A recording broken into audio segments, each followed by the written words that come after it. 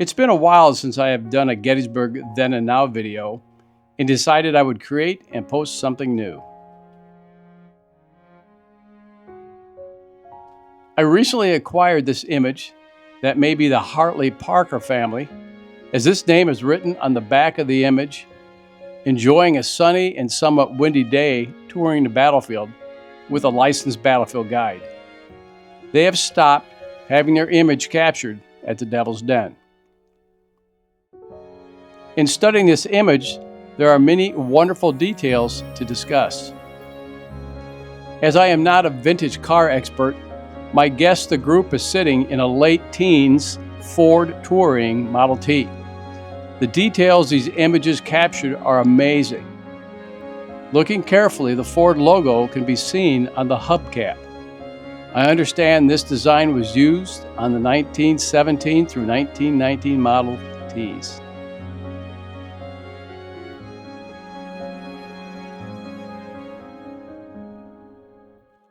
I mentioned it was a sunny and windy day. Note the shadows of the car and the radiator neck mounted flag holder with several flags blowing in the wind. These were patriotic additions added by many owners. Proudly standing in front of the vehicle, dressed in a sporting coat and breeches, looking like a World War I officer, is a licensed battlefield guide. We can identify him as a guide by the 9-pointed badge he wears and the hat logo, Battlefield Guide.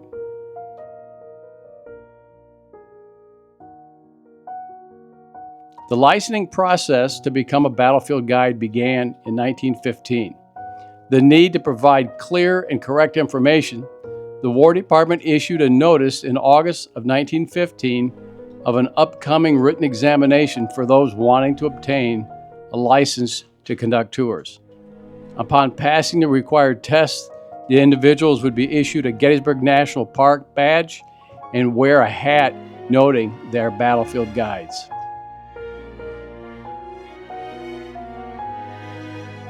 Yet another interesting item is a small boy, sitting most likely on his grandfather's lap. He holds in his right hand a toy gun. My first thought was that this may be an example of a wooden pistol sold at the Museum and Visitor Center as a souvenir. Or it may be a toy pistol of the era. Either way, he was ready for action. Knowing the era of this photograph, perhaps post-World War I, the driver has several pins located on his left lapel.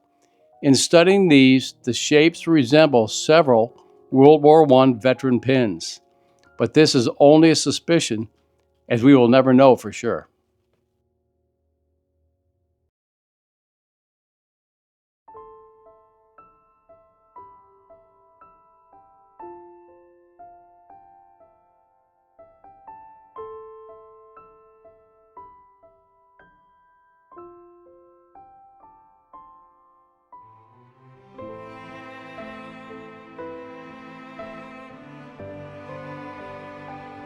This image was recorded in front of the 12th and 44th New York Infantry Monument by photographer Mr. Marion F. Williams of Gettysburg. Williams' career would span nearly 40 years and would be responsible for taking hundreds of visitor photographs at various locations on the battlefield.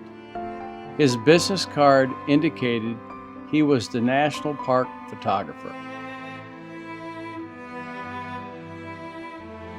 Standing with the group is prominent Gettysburg battlefield guide James T. Long. Long, a veteran of the Union Army, conducted battlefield tours and utilized his expertise to author several books on the subject. His popularity was reflected in both tours with prominent visitors as well as lectures for many veterans organizations.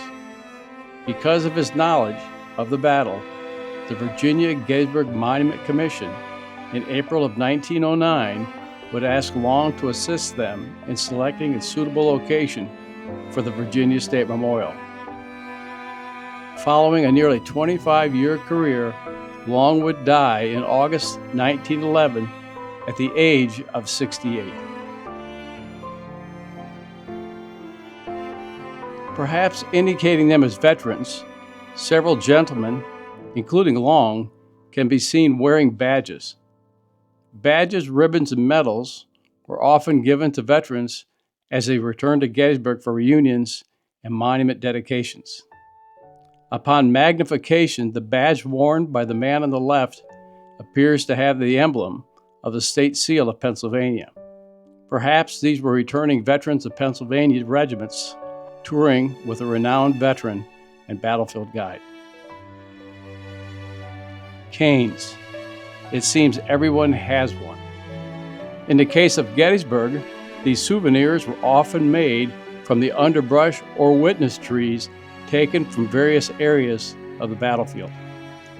These were sanded smooth and marked by either an ink stamp or lightly burned, called pyrography, of the location where the wood had been obtained. In this image, one of the older men that wears a badge holds in his right hand a similar cane. Under enlargement, the word ridge may be seen. This would indicate the wood for the cane was gathered most likely from Cemetery Ridge. I have included the image of a cane of similar design from wood of Culp's Hill. The making of souvenir canes was indeed big business, and any go-getter could make an honest living when not in school. A photograph taken in 1900 shows a group of boys making souvenir canes. Their business was located in front of the actual opening of the Devil's Den, although history today has defined the entire boulder-strewn area as the Devil's Den. What a way for 5 boys to spend a summer.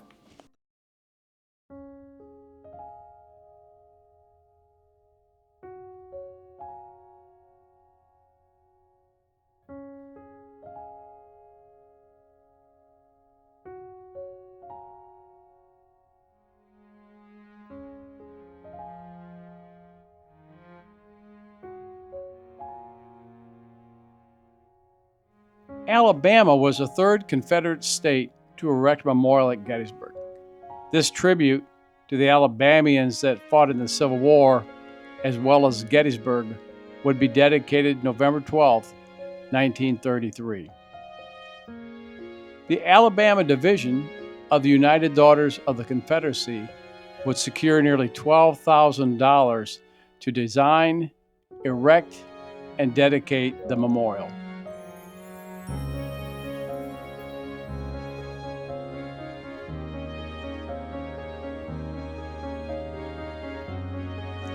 The central figure, a woman, symbolizes the spirit of the Confederacy. With left arm outstretched, she directs a soldier to continue the attack, while with her right arm restrains a wounded man, handing his cartridge box to his advancing comrade. The sculptor of the monument, Joseph Erner of Frederick, Maryland, cleverly included both hickory and laurel, vegetation found in both Pennsylvania and Alabama. Symbolically, this represents the friendship the two states now share. The spirit of the Confederacy wears a breastplate depicting the Alabama state flag. The 4 stars are thought to symbolize Alabama being the 4th state to secede from the Union.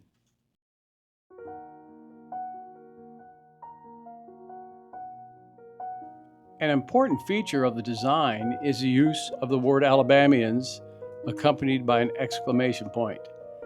This punctuation is intended to emphasize the resilience demonstrated by Alabamians at Gettysburg. With the completion of the dedication ceremonies, numerous dignitaries gathered in front of the monument to pose proudly for photographs. Mrs. Lewis Sewell, serving as chairman of the Gettysburg Monument Committee, was selected to have the distinguished honor of unveiling the Alabama Memorial. Her role in this significant event reflected the importance of the committee's efforts in commemorating the contributions and sacrifices of Alabamians during the Battle of Gettysburg. Mrs. L.M. Bashinsky, President of the Alabama Division and past President of the National United Daughters of the Confederacy, would deliver the main address.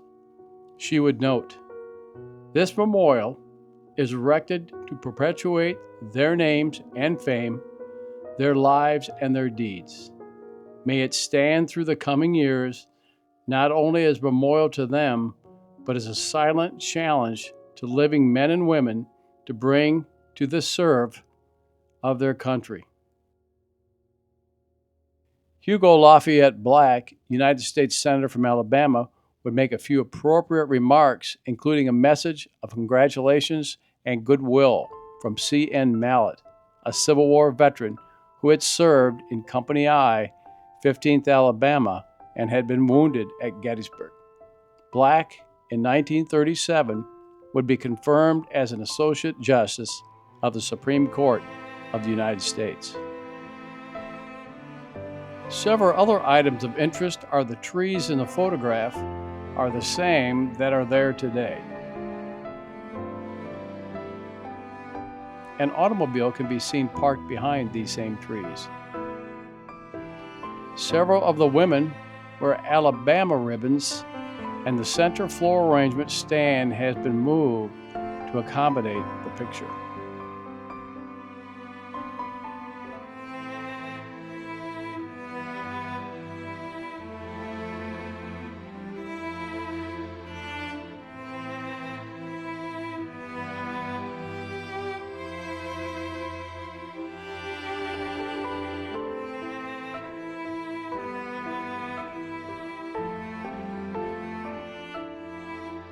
On April 24, 1960, President Dwight Eisenhower hosted French President Charles de Gaulle at his Gettysburg farm.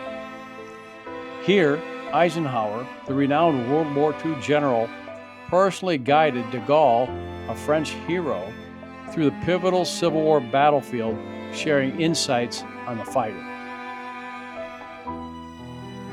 Stopping along West Confederate Avenue, Eisenhower with de Gaulle would exit their vehicle, crossing a stone fence west of the avenue in an area known as Schultz Grove.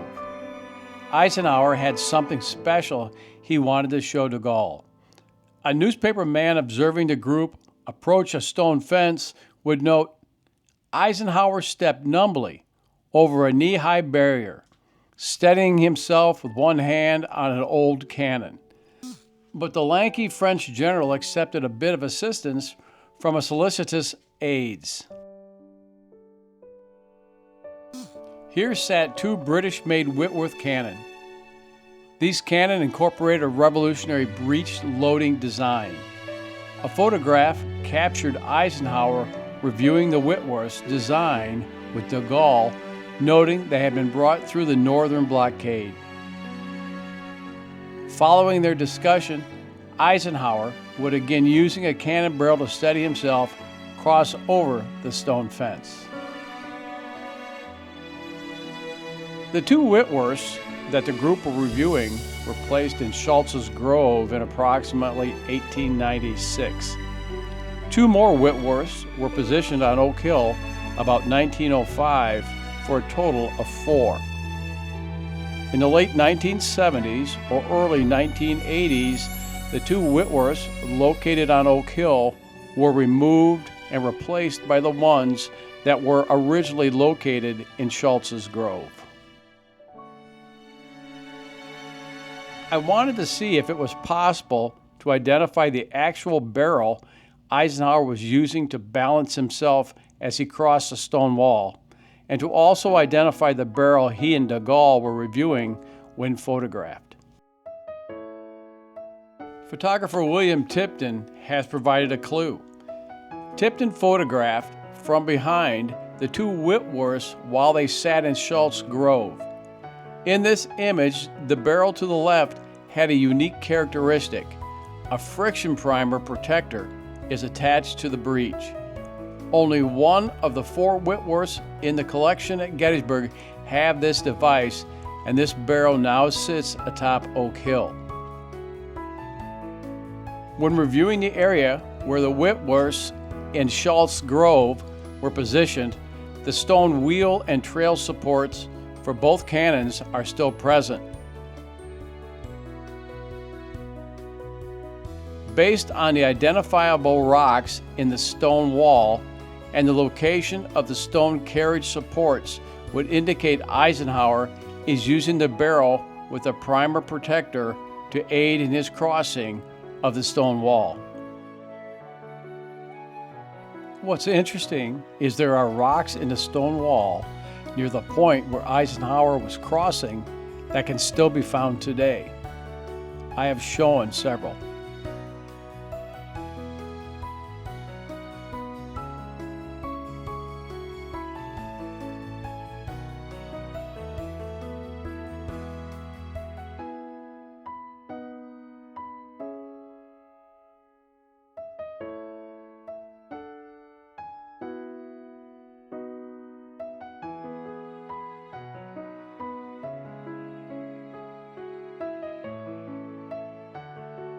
Once over the wall, Eisenhower and de Gaulle would walk south to the barrel without the primer protector. A photograph taken of the two men in conversation reveals another clue. Enlarging the image, the barrel where it meets the trunnion plate has two small beads or marks. These features are found on the other barrel now resting on Oak Hill.